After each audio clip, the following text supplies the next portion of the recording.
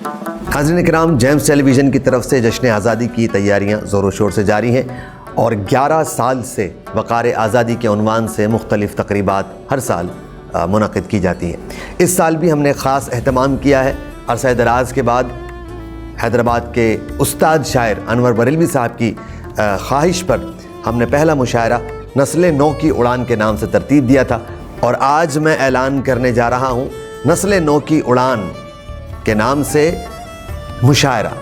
इस मुशायरे में आपको दावत दी जाती है वो शोराए किराम, वो नौजवान तलबा और तालबात जो शायरी का शौक़ रखते हैं, शायरी करते हैं, लेकिन उनके पास कोई ऐसा प्लेटफॉर्म नहीं है, एक मोतबर प्लेटफॉर्म नहीं है। उनके लिए मौका है कि वो इस मुशायरे में शिरकत करें। मुशायरे में शिरकत के लिए आप अपने कलाम के साथ जेम्स टेलीविज़न के ऑफिस तशरीफ़ लाइए और अपने कलाम को मोतबर पाकर उस मुशायरे में, जिसका नाम है नस्ल नौ की उड़ान, इसमें शरीक हो और जश्न आज़ादी की जो तक़रीबात हैं उसमें भी शरीक हों और वतन से मोहब्बत का सबूत दें।